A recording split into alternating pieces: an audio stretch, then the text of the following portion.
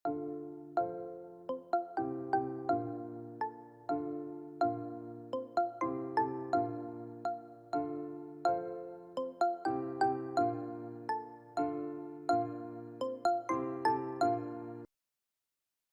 आज हाम्रो यो नयाँ टपिक आज नेपालको इतिहासमा यहाँलाई पुनः स्वागत छ। अब आज हामी नेपालको इतिहासमा सतही रूपमा लोकसेवाले हाम्रो लिने विभिन्न परीक्षाहरूमा कसरी प्रश्न सोधिन्छ यो टपिकमा आज हामी चर्चा गर्नेछौँ। र मुख्य गरी नेपालको इतिहासमा हामीले चर्चा गर्ने टपिकहरू मैले यस प्रकार यहाँ उल्लेख गरेको छु।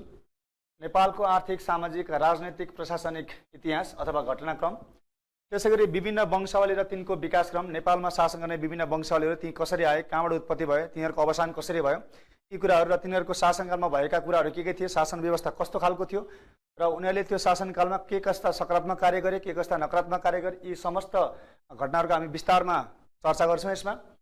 त्यसैगरी नेपालमा भएका प्रमुख आन्दोलन, अब नेपालमा भएका प्रमुख आन्दोलनमा विशेष गरी 3टा आन्दोलन हामीले छोड्नै हुँदैन।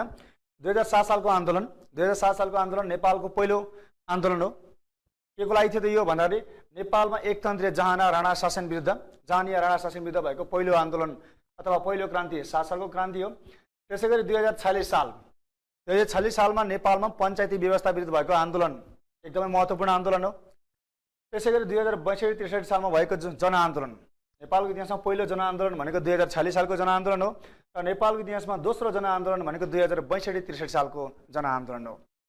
यो पञ्चायती व्यवस्था विरुद्ध थियो भने यो हाम्रो के थियो त सक्रिय राजतन्त्र विरुद्ध थियो यो आन्दोलन।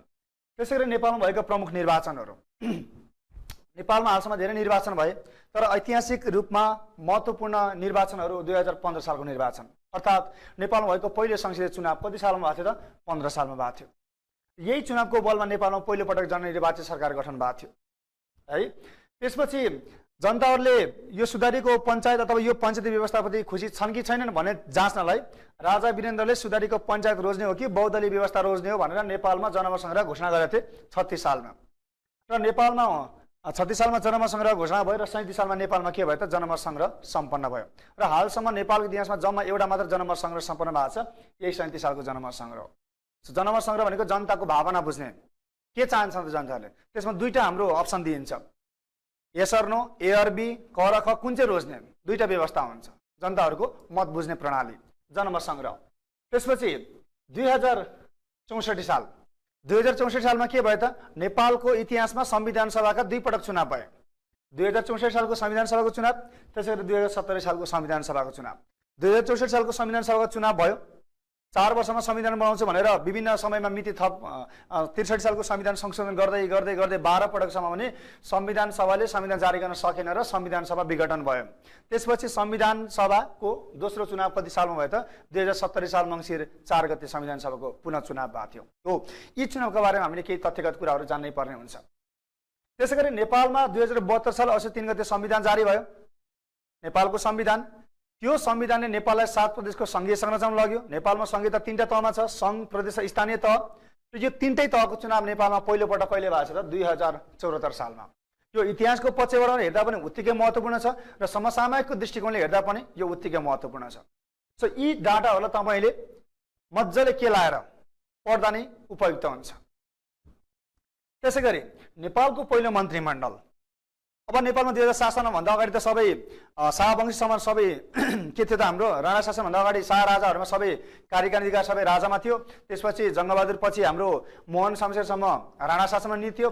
र त्यसपछि के भयो त जनताका प्रतिनिधिहरूले अथवा सर्वसाधारणबाट के भयो त मन्त्रीमण्डल गठन हुने प्रक्रिया त्यसपछि मात्रै आएको। अर्थात् 2007 साल फागुन 7 गते नेपालमा प्रजातन्त्र घोषणा भएको थियो। राजा त्रिभुवनले नेपालमा प्रजातन्त्र घोषणा गर्थे र तत्पश्चात नेपालमा के भयो त पहिलो पटक मन्त्रीमण्डल गठन भएको थियो 7 सालमा। त्यो पहिलो मन्त्रीमण्डल 10 सदस्यीय थियो, 5 सदस्यीय राणाबाट, 5 सदस्यीय काङ्ग्रेसबाट। बारम्बार क्वेसन सोधेको छ, नेपालको पहिलो शिक्षा मन्त्री को, नेपालको पहिलो अर्थमन्त्री को, नेपालमा बजेट प्रस्तुत गर्ने पहिलो व्यक्ति को हुन्, 2007 सालको मन्त्रीमण्डलमा यातायात मन्त्री को थिए, भद्रकाली मिश्रा 7 सालको मन्त्रीमण्डलमा कुन मन्त्री थिए, यस्ता प्रश्नहरू बारम्बार सोधेका छन्। त्यति मात्र नभएर नेपालका विभिन्न कालखण्डमा भएका प्रधानमन्त्रीहरू, जस्तै हाम्रो अन्तिम पटक हाम्रो निजामतीमा शाखा अधिकृतमा सोधेको क्वेसन छ, नेपालमा वीरता उन्मूलन हुँदा नेपालका प्रधानमन्त्री को थिए भनेर प्रश्न सोधेको छ। वीरता पहिला राजा महाराजाहरूले के त पहिला राजा महाराजाहरूले जग्गा जमिन के त वीरताको रूपमा दिने प्रचलन थियो। त्यो राजा महेन्द्रले हटाएका हुन् नेपालबाट 2016 साल पुस 19 गते। सो त्यो समयमा नेपालमा प्रधानमन्त्री को थिए भनेर क्वेसन सोधेको थियो। त्यतिखेर को थिए त? पहिलो जननिर्वाचित प्रधानमन्त्री विश्वेश्वर प्रसाद कोइराला थिए।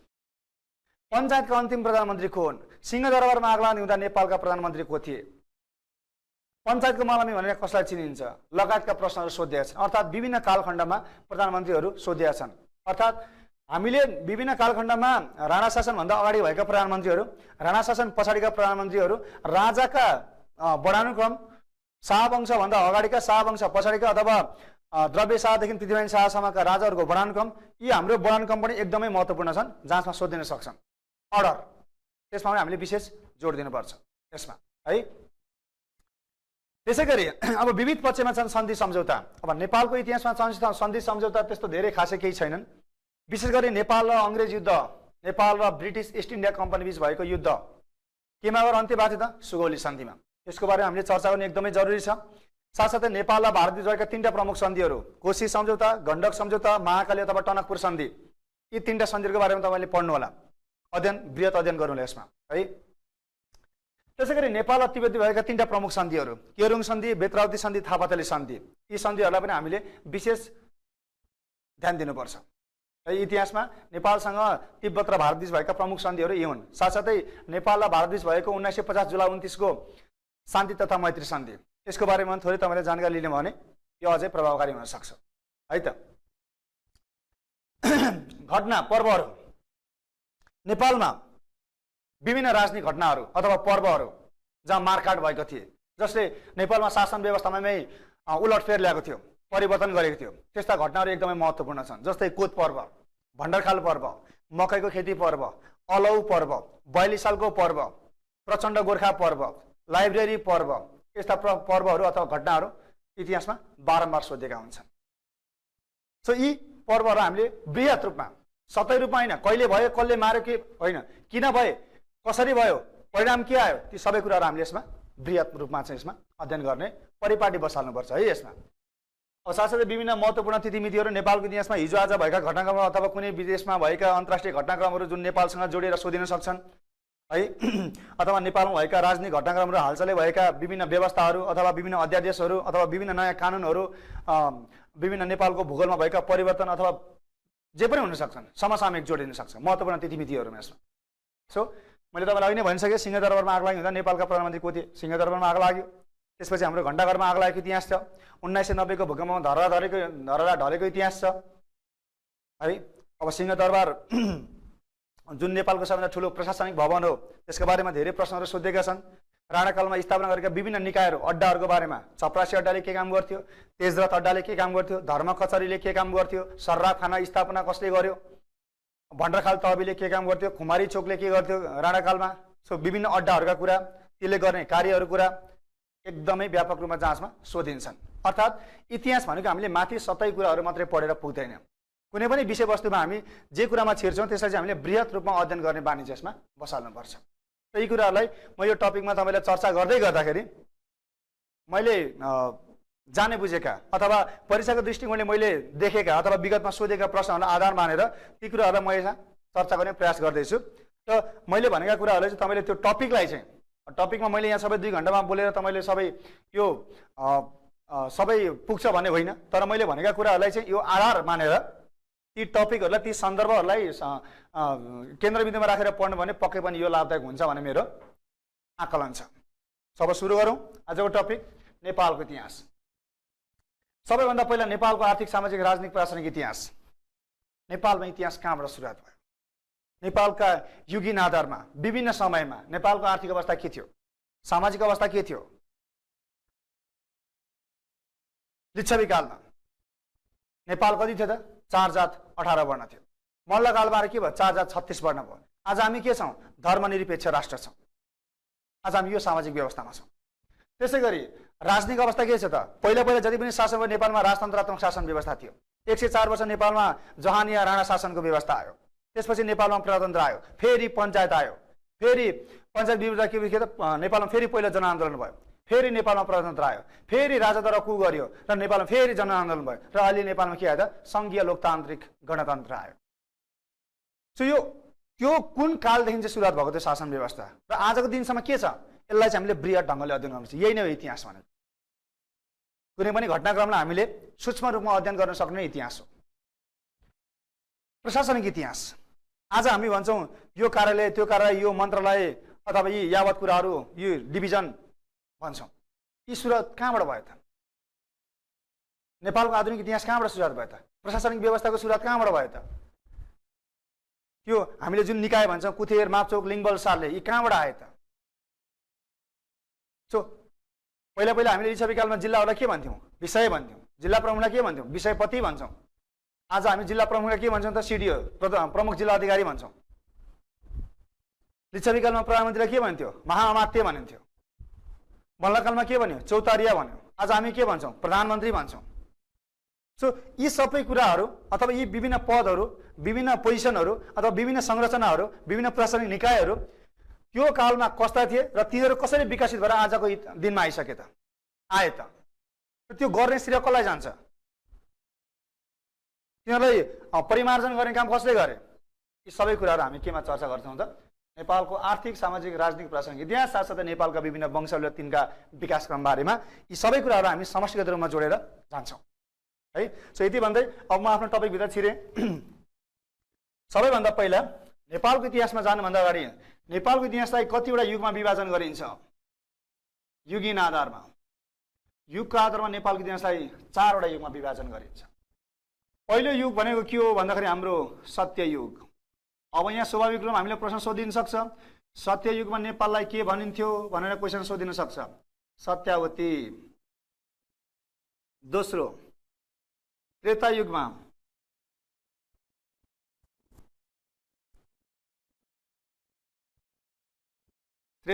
नेपाललाई के भनिन्थ्यो भनेर क्वेसन सोधिन सक्छ। तपोवन।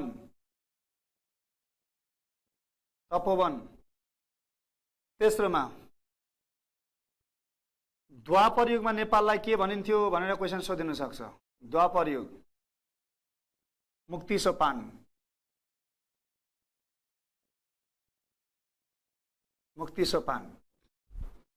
त्यसै गरी हाल नेपालमा कुन युग चलिरहेछ त? कलियुग। र कलियुगमा हाल हामी हाम्रो देशलाई के भन्छौँ त?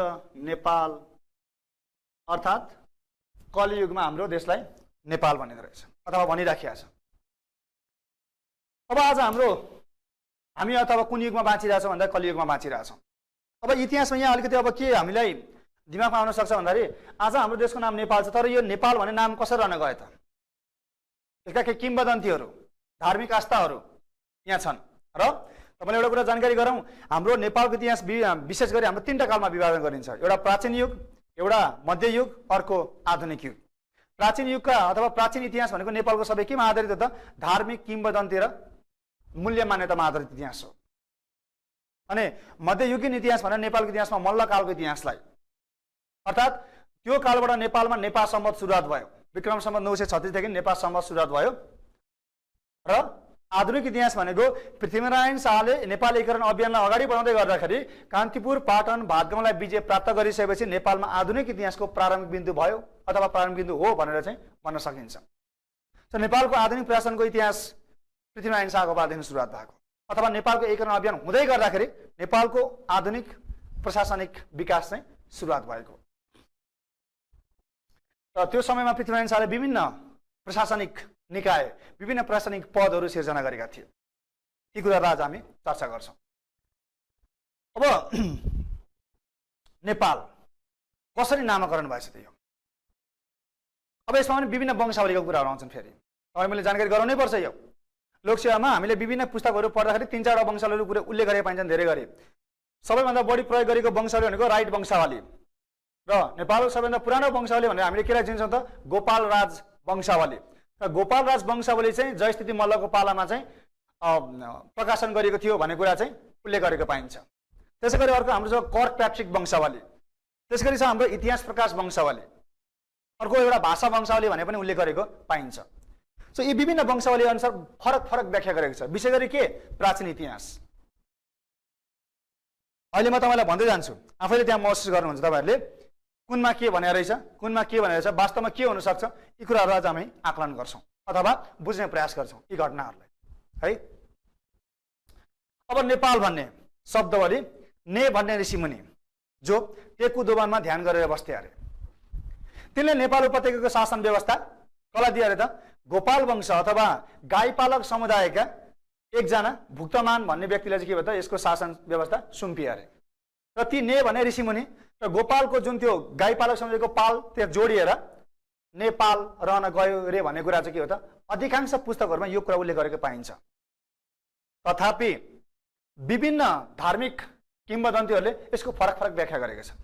जस्तै नेवारी भाषामा ने भने के हो? मध्य, पा भनेको देश, मध्य देश। प्राचीन समयमा नेपाल मध्य भागमा अवस्थित थियो, त्यही भएर नेपा र पछिबाट त्यसमा के जोडियो अरे? ल प्रत्यय जोडेर नेपाल भयो भनेर उल्लेख गरेको पाइन्छ। त्यसै गरी तिब्बती भाषामा के भने त? निप भने के हो अरे? घर। आल भनेको उन। प्राचीन समयमा नेपालमा प्रशस्त मात्रामा के उत्पादन हुन्थ्यो अरे? उन उत्पादन हुन्थ्यो अरे। त्यस कारणले गर्दाखेरि के भयो त उनको घर भनेर केलाई भन्यो त? नेपाल भन्यो। त्यसै गरी हामीले संस्कृतको कुरा गरौँ, निप भनेको के हो त? उपत्यका। आल भनेको घर, चारैतिरबाट उपत्यकाले घेरेको घरको समूहलाई के भन्यो अरे? नेपाल भन्यो। यसमा विभिन्न किम्वदन्तीहरू छन् नेपालको नाम कसरी रहन गयो भन्ने कुरामा। तर यो नेपाल उपत्यका बस्न लायक कसरी भयो अरे त? यसको पनि केही किम्वदन्ती छ। जस्तै नेपाल के भनियो त? निप भनेको के हो अरे त? ठाउँ। आल भनेको के हो त? के भन्यो त? ताल। अर्थात् तालै ताल भएको ठाउँ थियो अरे नेपाल उपत्यका पहिला। तिब्बतबाट मञ्जुश्री आइन् अरे। मञ्जुश्री आएर कहाँ त? चोबा डाँडामा गएर के भयो त? आफ्नो चक्र तीर्थ निकालेर त्यहाँबाट के भयो त? चोबा डाँडालाई के भयो त? त्यहाँबाट त्यसलाई काटेर पानी सबै के हो त? उपत्यका बाहिर पठाइयो र त्यहाँ भएका नागहरू टौदामा गएर के भयो त? बस्न थाले अरे। र नेपाल उपत्यका चाहिँ त्यसपछि के भएको अरे? बस्न योग्य भएको अरे भन्ने कुरा चाहिँ इतिहासमा उल्लेख गरेको पाइन्छ। र मञ्जुश्रीलाई हिन्दू धर्मावलम्बीहरूले सरस्वतीको प्रतिमा मान्छन् भने बौद्ध धर्मावलम्बीहरूले मञ्जुश्रीलाई बोधिसत्वको अवतार मान्छन्। सो यो कुरा चाहिँ के हो त? यी सबै के हुन्छ? हाम्रो किम्वदन्ती धार्मिक आस्थाहरू नि कुराहरू। सो यसरी चाहिँ नेपाल उपत्यका बन्यो र नेपाल उपत्यकामा चाहिँ के भयो त? ने भने ऋषिमुनिले गाईपालक समुदायको पहिलो व्यक्तिलाई चाहिँ शासन व्यवस्था सुम्बिएको कारणले गर्दा नेपाल रहन गयो भन्ने कुरा चाहिँ उल्लेख गरेको पाइन्छ। त्यसमा पनि विभिन्न वंशावली अनुसार तर्कहरू फरक फरक उल्लेख गरेको पाइन्छ। यहाँसम्म ठिकै छ। अब कुरा रह्यो नेपालको प्रमाणित इतिहास कहाँबाट सुरुवात भयो त भन्ने कुरा गर्दाखेरि हाम्रो कहाँ जान्छौँ हामी? लिच्छवी कालमा। लिच्छवी कालका विशेष गरी के त 17औं राजा मानदेव, राजा धर्मदेवका छोरा मानदेवले नेपालमा के को सुरुवात गराए त? शिलालेखाको प्रचलन सुरुवात गराए। शिलालेखा भनेको के हो त? हाम्रो ढुङ्गामा लेख्ने प्रचलन भनेको नेपालमा प्राचीन इतिहासलाई अन्त्य गर्दै ढुङ्गे युगलाई अन्त्य गर्दै के भयो त? उनले लिखित इतिहासको प्रारम्भिक बिन्दु कहाँ गरे त? राजा मानदेवले गरे। त्यही भएर राजा मानदेवलाई हामी के भन्छौँ? ऐतिहासिक रूपमा प्रमाणिक राजा भन्छौँ। र त्यहीँबाट नेपालको स्वर्ण इतिहास सुरुवात भएको अथवा लिखित इतिहास सुरुवात भएको। त्योभन्दा अगाडि इतिहास सबै के हो त? प्राचीन किम्वदन्तीमा आधारित इतिहास हो। र विभिन्न इतिहासकारहरूले यो लिखित इतिहास हुँदाहुँदै पनि नेपालको पहिलो शासन गर्ने पहिलो वंश भनेर कुनलाई उल्लेख गरेको पाइन्छ त? हामीले गोपाल वंशलाई उल्लेख गरेको पाइन्छ। र नेपालको सबैभन्दा पुरानो वंशावली कुन भन्दा गोपाल राजवंशावली भनेको भन्ने कुरा चाहिँ उल्लेख गरेको पाइन्छ। र मैले अघि नै जानकारी गराएँ गोपाल राजवंशले नेपालको सबैभन्दा पुरानो वंशावली जुन चाहिँ जयस्थिति मल्ल राजाको पालामा चाहिँ के भएको थियो? प्रकाशन भएको थियो अरे।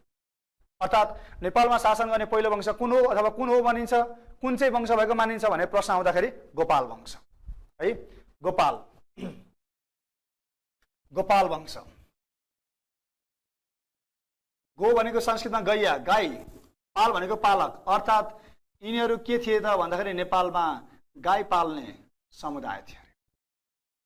गाई पाल्ने समुदाय। र गाई पाल्ने समुदायको पहिलो व्यक्ति को अरे त? भुक्तमान। यी भुक्तमानलाई कसले त?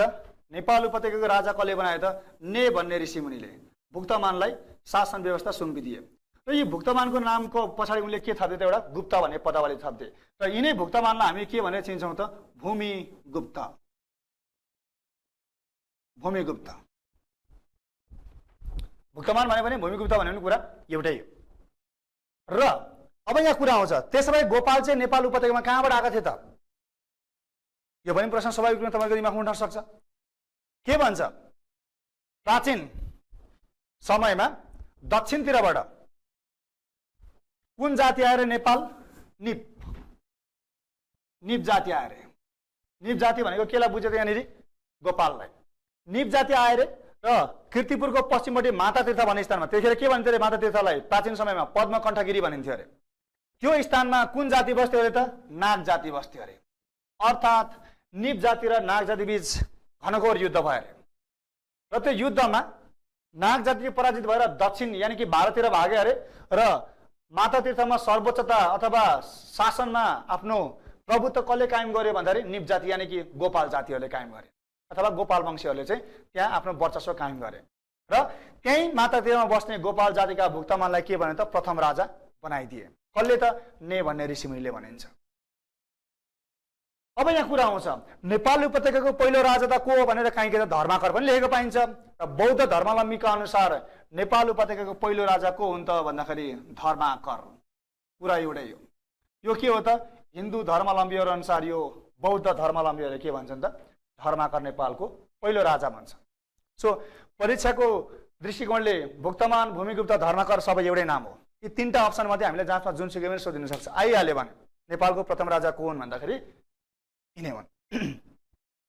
अब गोपाल वंशले नेपालमा शासन कति गर्यो भन्ने कुरामा यकिन तथ्य कहीँ पनि दिएको पाइँदैन है। विशेष गरी के भन्छ? 8वटा पुस्ताका राजाले 521 वर्ष शासन गरेको, 9वटा राजाले 500 वर्षभन्दा बढी शासन गरेको कुराहरू चाहिँ उल्लेख गरेको पाइन्छ। तथापि अधिकांश पुस्तकमा के भनिन्छ? 8वटा राजाले 521 वर्ष शासन गरे भन्ने लेखेको पाइन्छ है। जस्तै पहिलो राजाको भयो त हाम्रो भूमिगुप्त अथवा भुक्तमान भयो। भूमिगुप्त, हर्षगुप्त होइन, भूमिगुप्त, त्यसपछि जयगुप्त, धर्मगुप्त, हर्षगुप्त, विष्णुगुप्त, मणिगुप्त, त्यसपछि अर्को गुप्त भीमगुप्त र अन्तिमको हुन्थ्यो यसका यक्षगुप्त है। यसरी यसलाई उल्लेख गर्दाखेरि पहिलो राजा भूमिगुप्त, दोस्रो राजा जयगुप्त, तेस्रो राजा जयगुप्त पछि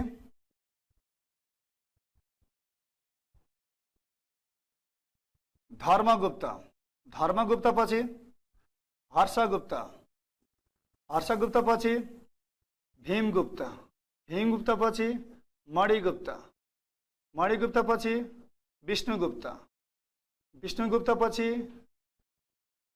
यक्षगुप्त। 1 2 3 4 5 6 7 8 यक्षगुप्तलाई के पनि उल्लेख गरेको पाइन्छ हामीले? जित गुप्त उल्लेख गरेको पनि पाइन्छ। जित गुप्त।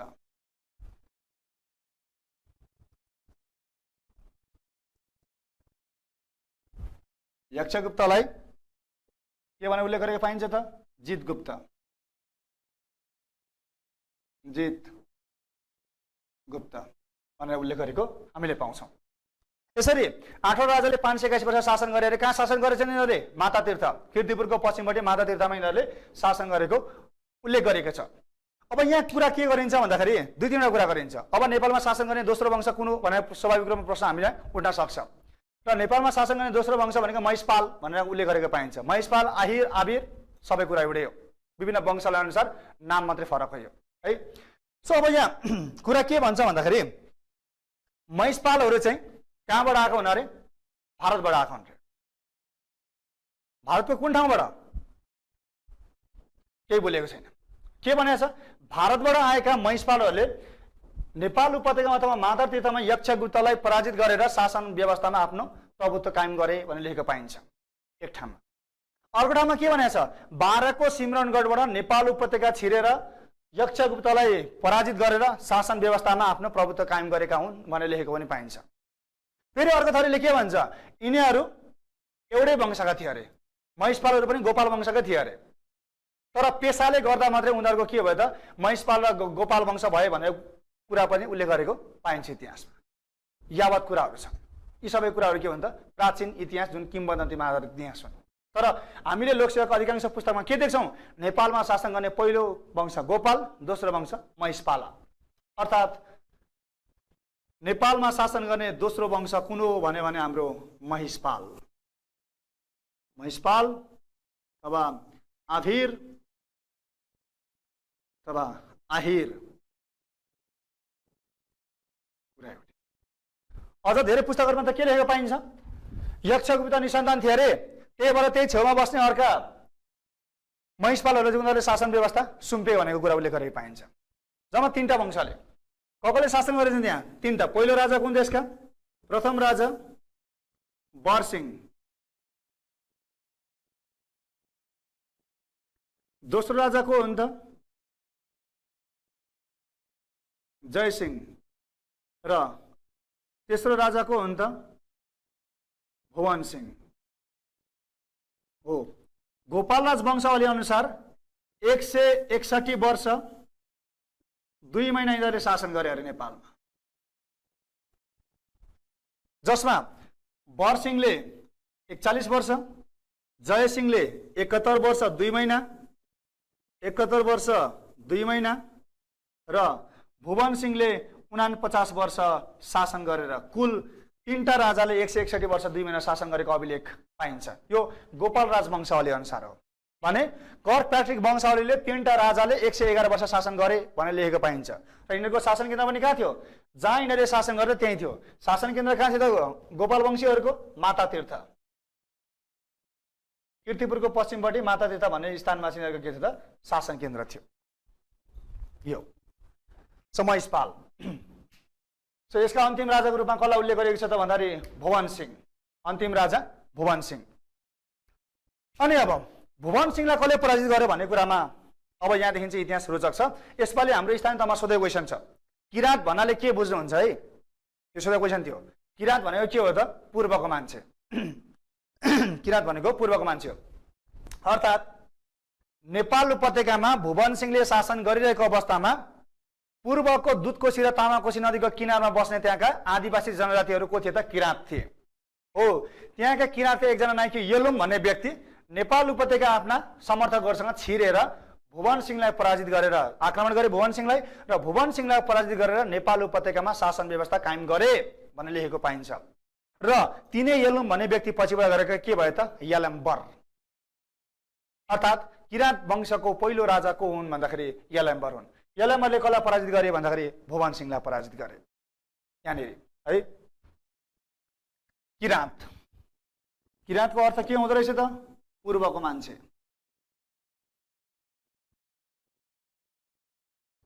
पूर्वको दुधकोशी र तामाकोशी नदीको किनारबाट नेपाल उपत्यका छिरेर भुवन सिंहलाई पराजित गरेर कसले त? येलुम भन्ने व्यक्ति, र तिनै येलुम भन्ने व्यक्ति पछिबाट के भयो त?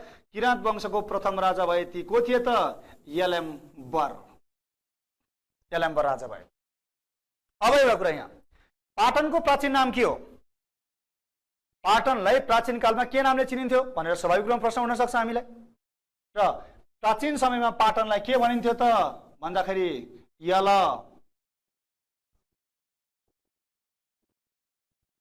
किराँत वंशका पहिलो राजा यलम्बरको नामबाट पाटनको प्राचीन नाम नामाकरण भएको चाहिँ किम्वदन्ती छ। त्यसै गरी हामीले इन्द्र जात्रा मनाउँछौँ। इन्द्र जात्रामा काठमाडौँको इन्द्रचोकमा आकाश भैरवको शिर प्रदर्शन गरिन्छ। त्यो आकाश भैरवको शिरलाई कसको प्रतिमा मानिन्छ त? यिनै राजा यलम्बरको प्रतिमा मानिन्छ। अर्थात् इन्द्र जात्रामा पनि कसलाई नै पुजिँदो रहेछ भन्दाखेरि चाहिँ यलम्बरलाई नै पुजिँदो रहेछ। यल है यसरी। अब यहाँ 2-4 कुरा हामीले ध्यान दिनुपर्छ। मैले तपाईँलाई सुरुमै भनिसकेँ, हामीले नेपालमा शासन गर्ने वंश तेस्रो वंशको कुरा किराँतको कुरा गरिँदाखेरि यहाँ 4वटा वंशले कुरा फेरि जोडिन्छ। सबैभन्दा पुरानो वंशले गोपालराज वंशले के भन्छ? नेपालमा किराँतहरूले 32वटा राजाले के गरे त? शासन गरे भन्छ। र 32वटा राजाले शासन गरे। 32औं राजा को हुन् भन्दाखेरि खिङ्गु भन्छ। खिङ्गु है, खिङ्गु यसका अन्तिम राजा, यानि कि गोपालराज वंशले अनुसार यसको 32औं राजा को भन्छ त? यसले खिङ्गु। खिङ्गु 29औं राजा यो कुन अनुसार? राइट वंशले अनुसार। हामीले सबैले पढेको, प्राय जसले पढेको के हो त? किराँतको अन्तिम राजा को हो भनेर गस्ती भन्छौँ। त्यो के अनुसार? राइट वंशावली अनुसार हो यो। त्यसै गरी अर्को कर्कप्याट्रिक वंशावलीले के भन्छ? 27औं राजाको कुरा गर्छ। 27औं राजा को हुन् अरे?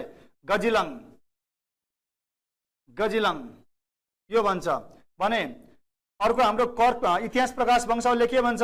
25औं यसको अन्तिम राजा को हुन् अरे? पिम्बुहाङ। पिम्बुहाङ भनिन्छ। सो यो के हो त भन्दाखेरि वंशावली अनुसार फरक फरक व्याख्या हो यो। र हामीले अधिकांश पुस्तकमा पढेको किराँतको अन्तिम राजा को हुन् भन्दाखेरि गस्ती भन्छौँ। यो गस्ती कुन अनुसार हो त? यो राइट वंशावली अनुसार हो र राइट वंशावली अनुसार नेपालमा किराँतहरूले 1118 वर्ष शासन गरेका थिए र तिनीहरूको शासन केन्द्र कहाँ थियो त? मातातीर्थमै थियो र नेपालको धर्म संस्कृतिमा सर्वाधिक चर्चा गरिएको जाति कुन हो भन्दा किराँतै हो। महाभारतको युद्ध कहाँ कुन कालमा भएको थियो अरे? किराँत कालमा भएको थियो अरे। कहाँ भएको थियो? कुरुक्षेत्रमा कति दिन? 18 दिनसम्म भएको थियो, जसमा कौरवहरू पराजित भएर 5 पाण्डवले युद्ध जितेका थिए। कसको सहयोगमा अरे? 6औं राजा हुमतीका छोरा जितेजास्ती एकदमै शक्तिशाली थिए। अर्जुनको आज्ञा अनुसार जितेजास्तीले 5 पाण्डवको तर्फबाट युद्ध लडेर कसलाई हराइदिए? 5 पाण्डवलाई कौरवलाई हराइदिए। त्यसपछि पाण्डवलाई विजय गराए। नेपाल उपत्यका गौतम बुद्ध आएको कुराहरू, सम्राट अशोका नेपाल आएको कुराहरू, यी सबै कुराहरू कहाँ भएका थिए भन्दाखेरि यही किराँत कालमा भएका थिए। अर्थात् धेरैभन्दा धेरै व्याख्या प्राचीन समयमा गरेको जाति कुन हो भन्दा यही किराँत हो। र राइट वंशावली अनुसार यसको प्रथम राजा को हुन् त? यलम्बर। दोस्रो राजा को हुन् त? पवि। तेस्रो राजा को हुन् त? स्कन्धर। चौथो राजा को हुन् त? बलम्ब। प्रश्न सोधिहाल्यो भने यहाँसम्म सोध्न सक्ला। यो राइट वंशावली अनुसार हो है। अब यसमा 6औं राजा, किराँतका 6औं राजा के उल्लेख गरेको पाइन्छ? हुमती, हुमती अथवा हुती।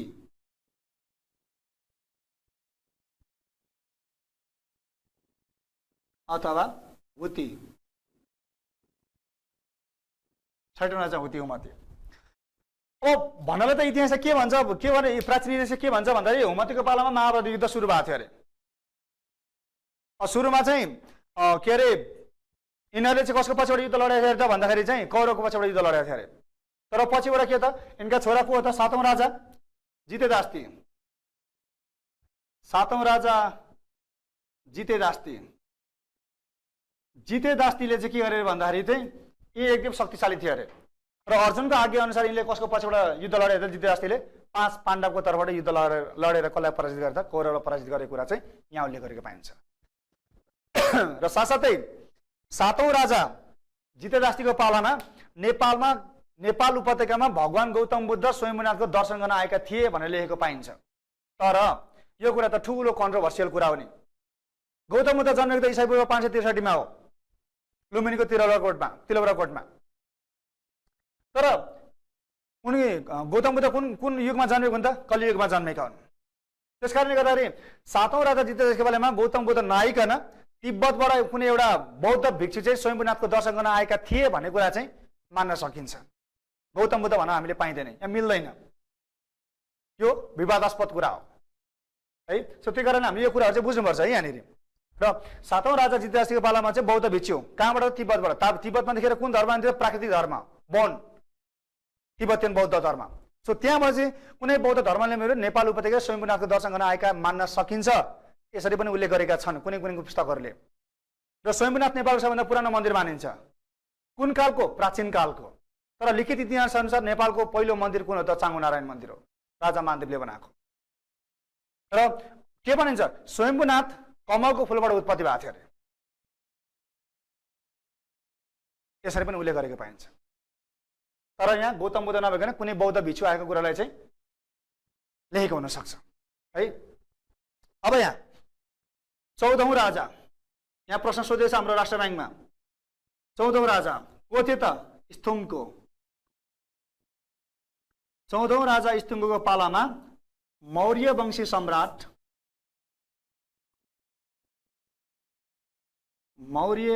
सम्राट अशोका कहाँ आएका अरे? नेपाल आएका। यो लेखेको पाइन्छ। नेपालको पहिलो पर्यटक भनेको कसलाई मानिन्छ त? सम्राट अशोकालाई मानिन्छ। कुन वंशका थिए उनी? मौर्य वंशी सम्राट थिए उनी। र उनी किन नेपाल आएका थिए त? आफ्नो राज्य अभिषेक समारोहको 20औं वार्षिकी समारोहमा उनी नेपाल आएका थिए र लुम्बिनीको तिलौरा कोटमा गएर त्यहाँ उनले के हो त? त्यहाँका जनताहरूलाई के त? आम कर माफी घोषणा गरिदिनु साथसाथै नेपालको सबैभन्दा पुरानो स्तम्भ कुन चाहिँ हो त? अशोका स्तम्भ निर्माण गराएका थिए। अशोक स्तम्भ नेपालको सबैभन्दा पुरानो र अग्लो स्तम्भ कुन चाहिँ हो त? अशोका स्तम्भ। अशोका स्तम्भ। अशोका स्तम्भ।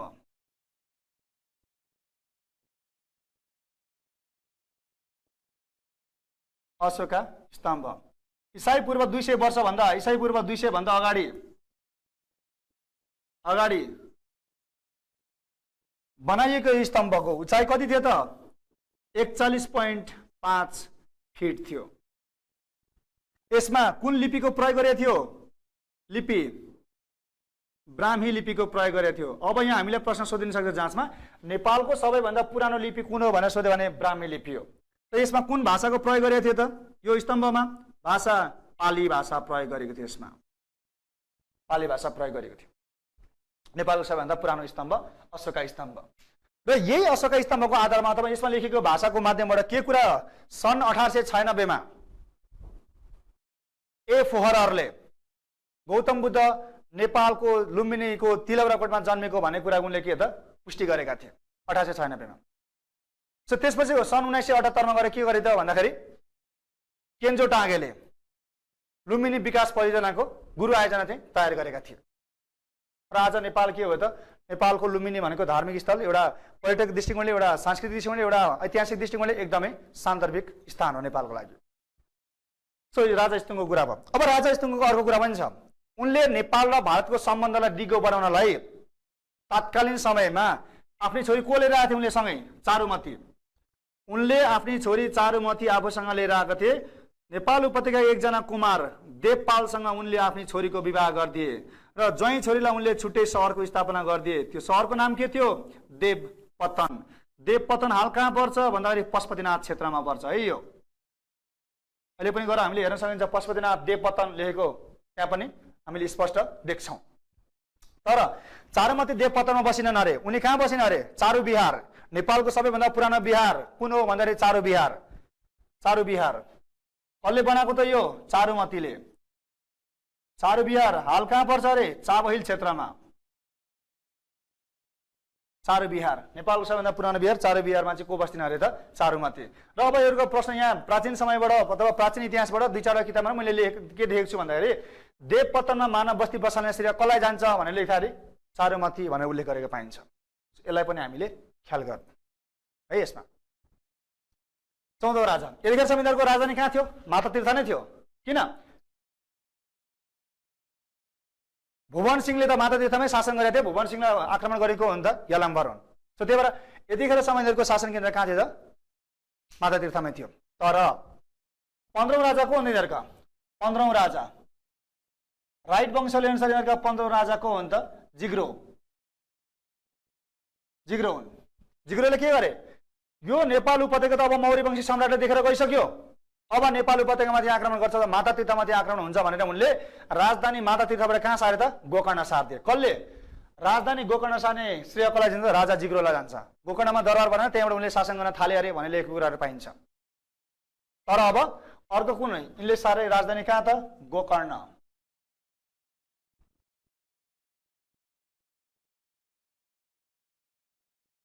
गोकर्ण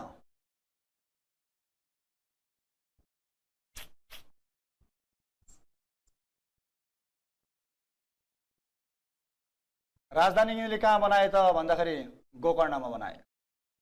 तर के भन्छ इतिहासले? 28औं राजा को हुन् यिनीहरूका? पटुक। के भन्यो अब? पटुकको पालामा सोमवंशले आक्रमणको प्रयास गरे अरे। सोमवंशले आक्रमणको प्रयास गरिसकेपछि उनले शासन केन्द्र कहाँ सारे अरे? फेरि अब गोकर्णबाट शङ्खमूल। अन्त्यमा किराँतहरूको राजधानी कहाँ थियो अथवा किराँतको राजधानी कहाँ हो भने तपाईँलाई जहाँ सोध्यो भने एन्सर यही हो, शङ्खमूल है। शङ्खमूलमा थियो। र 29औं राजा को हुन् त? यसका अन्तिम राजा अघि नै मैले लेखिसकेँ। यसका राजा को हुन् त? गस्ती। अब यहाँ गस्तीलाई कसले पराजित गर्यो भन्ने कुरामा ठुलो वीररवास पढ्ने कुराहरू हाम्रो पुस्तकहरूमा लेखिएका छन्। हामीले प्रायः जसो पुस्तकमा के पढ्छौँ? गस्तीलाई पराजित गर्ने श्रेय कसलाई जान्छ त? सोमवंशलाई जान्छ। सोमवंशले गस्तीलाई पराजित गरेर नेपाल उपत्यकाको शासन व्यवस्था आफ्नो हातमा लियो भन्ने कुरा यहाँसम्म आउँछ गस्ती राजासँग। सो गस्तीको पालासम्म आइपुग्दाखेरि नेपालमा किराँतहरूले 1118 वर्ष शासन गरेको कुराहरू उल्लेख गरेको पाइन्छ। अब यहाँ यति भयो। यी त भयो राजाको नामहरू। तर के यतिमै छोड्ने त हामीले होइन, पक्कै पनि। अब यो शासन व्यवस्थामा के कुरा भयो ती हामीले जान्नु एकदम जरुरी छ। पहिलो कुरो के नछुटाउनुहोस्, नेपालको सबैभन्दा पुरानो मूर्ति कुन चाहिँ हो? नेपालको सबैभन्दा पुरानो ढुङ्गे मूर्ति, स्ट्याच्यु अथवा आइडल विरूपाक्ष। कहाँ छ यो? पशुपतिनाथ।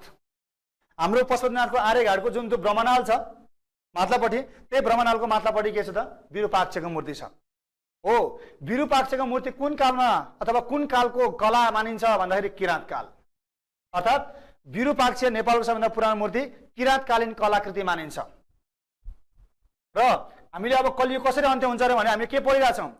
जब यो विरूपाक्ष अथवा कलीको मूर्ति, जुन विरूपाक्षको मूर्ति हामी कलीको मूर्ति भन्छौँ, कली चाहिँ पूर्ण रूपमा बाहिर आइसकेपछि के हुन्छ अरे त? कलियुग अन्त्य हुन्छ अरे। अझ त मैले रोचक कुरा सुनाइदिन्छु। अस्ति त्यहाँ पशुपतिनाथमा भन्दै थिए, के भन्दै थिए त? राति राति भगवान महादेव उठेर यो विरूपाक्षको मूर्तिलाई चाहिँ माथिबाट मुङ्ग्रोले हान्छन् अरे। किन अरे भन्दाखेरि चाहिँ त्यो माथि आउँछ भनेर अरे। अर्थात् कलियुग अन्त्य हुन्छ भनेर चाहिँ यसलाई माथि आउन दिएको रहेन रहेछ। अथवा यस्ता किंवदन्तीहरू यहाँ उल्लेख गरेको पाइन्छ। र यो मूर्ति कुन कालको हो त भन्दाखेरि किराँत कालको। अब यहाँ क्वेसन के आयो त? नेपालमा कला र संस्कृतिको प्रारम्भिक काल कुन हो काल हो भनेर सोच्छ भने किराँत काल हो। किन? कला र संस्कृतिको सुरुवात भयो, मूर्ति बन्यो त्यहाँ। यो कुरा नेपालमा राजतन्त्रको सुरुवात कुन कालबाट भएको हो अथवा मानिएको भन्दाखेरि त्यो पनि किराँत कालबाट हो। किन भन्दाखेरि यहाँ धेरै राजाहरूको बारेमा विभिन्न व्यवस्थाकोहरूको पनि के छ विकास अथवा बडा व्याख्या गरिएको छ। त्यो पनि छ एउटा। नेपालमा प्रशासनिक ढाँचाको निर्माणको सुरुवात पनि किराँत कालबाट भएको मानिन्छ। हामीले कुथेर, मापचोक, लिङ्गबल, सुल्ली अथवा साल्ले भनेर त सुनेका छौँ। यी के हुन्? लिच्छवीकालीन न्यायिक अधिकरण हुन्। तर यी निकायहरू कुन कालमा स्थापना भएका थिए अरे? किराँत कालमा भएको मानिन्छ। अर्थात् नेपालमा प्रशासनिक ढाँचाको निर्माण कुन कालमा भएको मानिन्छ? मेरो प्रश्न के अरे? मेरो सुन्नुहोस् है, मैले ध्यान दिएर सुने। मानिन्छ भनेको छु मैले, हो भनेको छैन। मानिन्छ भनेको के हो? प्राचीन इतिहास हो। र कुन कालमा मानिन्छ त? प्रशासनिक ढाँचाको निर्माणको सुरुवात किराँतकालीन समयलाई मानिन्छ। यो हो। अर्को, नेपालमा हिन्दुजम र बुद्धिजम, हिन्दू धर्म र बौद्ध धर्म कुन कालमा भित्रिएको थियो अथवा कुन कालमा भित्रिएको मानिन्छ भन्दाखेरि यो पनि कहाँ हो त? किराँत कालमै हो। किराँत कालमा हिन्दू धर्मको दुईटा समुदाय थियो अरे। एउटा शैव, एउटा वैष्णव। शैव भनेको शिवलाई मान्ने, वैष्णव भनेको विष्णुलाई मान्ने, जुन आज पनि सान्दर्भिक छ। त्यसकारणले गर्दाखेरि त्यतिखेर कुन धर्मको प्रभुत्व रहेछ भन्दाखेरि एउटा हिन्दुजम, अर्को बुद्धिजम अथवा हिन्दू र बुद्ध धर्महरूको, बौद्ध धर्मावलम्बीहरूको बाहुल्यता रहेछ त्यतिखेर समयमा। अझ यहाँ त के भन्छ? यतिखेर नै हाम्रो के त मल्लवंशीहरू, शाहवंशीहरू, कोलीयहरू सबै के त नेपाल उपत्यकामा शरणार्थीको रूपमा आइसकेका थिए भनेर पनि लेखेको पाइन्छ। तर यसको कुनै पनि हाम्रो ठ्याक्कै ठोस प्रमाण काहीँ पनि छैन। त्यही भएर यही हो भनेर हामीले भन्न सक्ने अवस्था पनि यसमा रहँदैन। क्लियर छ यहाँ? ल, र यिनीहरूको शासन व्यवस्था कस्तो थियो? राजतन्त्रात्मक थियो। राजाले मुन्धुम, जुन के हो त किराँतहरूको धार्मिक ग्रन्थ के हो त? मुन्धुमका आधारमा शासन व्यवस्था सञ्चालन गर्थे किराँतमा। अब कुरा रह्यो यहाँनिर, त्यो बस्तीलाई पराजित गर्ने के सोम हो कि त लिच्छवी हो? अब हेरौँ यसमा, यो जान्नु जरुरी छ है एकदमै। यो कन्ट्रोभर्सियल कुराहरू छ धेरै। सोमको कुरा लेखौँ मैले यहाँ सुरुमा। सोम वंश। सोम वंशले नेपालमा 355 वर्ष शासन गरेको कुरा कहीँ कतै उल्लेख गरेको पाइन्छ। सोम वंशले